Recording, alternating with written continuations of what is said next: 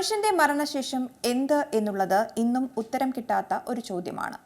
എന്നാൽ ജീവികളുടെ മരണശേഷം ശരീരത്തിന്റെയും തലച്ചോറിന്റെയും നിയന്ത്രണം ഏറ്റെടുക്കുന്ന ഫംഗസുകളെക്കുറിച്ചുള്ള കണ്ടെത്തലാണ് ഇപ്പോൾ ശ്രദ്ധേയമാകുന്നത്. ഇത് മനുഷ്യനെയും ബാധിക്കാൻ സാധ്യതയുണ്ടോ എന്നതാണ് ശാസ്ത്രലോകത്തിന്റെ ആശങ്ക വർദ്ധിപ്പിക്കുന്നത്. പ്രശസ്ത അമേരിക്കൻ സീരീസ് വാക്കിംഗ് ഡെഡിനെ ഓർമ്മിപ്പിക്കും വിധത്തിലാണ് ഈ കണ്ടെത്തൽ. പേര് സൂചിപ്പിക്കും പോലെ തന്നെ മരിച്ചിട്ടും നടക്കുന്നവർ എന്നതുതന്നെയാണ് അർത്ഥം. സോംബി സിനിമകൾ കണ്ടിട്ടില്ലാത്തവർ ചുരുക്കമായിരിക്കും. ഇത് ഒരു സങ്കല്പം അല്ലെങ്കിൽ ഒരു സയൻസ് ഫിക്ഷൻ മാത്രമാണ്. എന്നാൽ ഒടുവിൽ അതും യാഥാർത്ഥ്യമാവുകയാണോ എന്നതാണ് ആശങ്ക. ഗുഹാചിലന്തികളെ സോംബികളാക്കി മാറ്റുന്ന ഒരുതരം ഫംഗസിനെ കുറിച്ച് തിരിച്ചറിഞ്ഞിരിക്കുകയാണ് ഇപ്പോൾ യൂറോപ്പിലെ ശാസ്ത്രജ്ഞർ. ചിലന്തികളെ ബാധിക്കുന്ന ഈ വൈറസ് അവയെ അകാല മരണത്തിലേക്ക് തള്ളിവിടും. തുറന്ന മരണശേഷം ചിലന്തികളുടെ ശവശരീരങ്ങൾ തങ്ങൾക്ക് വേണ്ട രീതിയിൽ പ്രവർത്തിപ്പിക്കുവാൻ ഇവ തുടങ്ങുന്നു. പുതുതായി കണ്ടെത്തിയ ജിബലുല അറ്റൻബഗോറി എന്ന ഈ ഫംഗസ് മുൻപ് കണ്ടെത്തിയ സോംബിയൻ ഫംഗസിനെ പോലെയാണ് പ്രവർത്തിക്കുന്നതെന്നാണ് ഗവേഷകർ പറയുന്നത്. എന്നാൽ എങ്ങനെയാണ് ചിലന്തികളുടെ തലച്ചോറിനെ ഫംഗസ് ബാധിക്കുന്നത് എന്ന് ഇപ്പോഴും തിരിച്ചറിയാൻ സാധിച്ചിട്ടില്ല.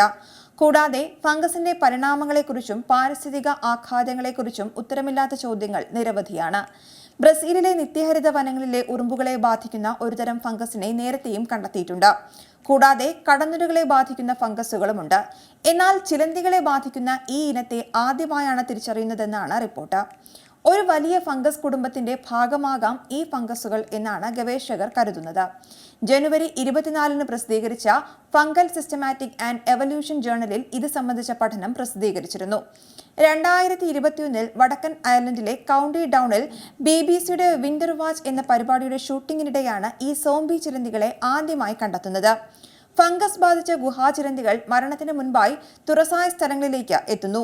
ഇത് ഫംഗസ് ബാധിച്ചതുമൂലം സ്വഭാവത്തിലുണ്ടായ മാറ്റത്തിന്റെ സൂചനയാണെന്നാണ് കണ്ടെത്തൽ. തുടർന്ന് നടത്തിയ കൂടുതൽ ഗവേഷണത്തിൽ ഇത്തരത്തിൽ നിരവധി ചിലന്തികളെ കണ്ടെത്തിയിരുന്നു.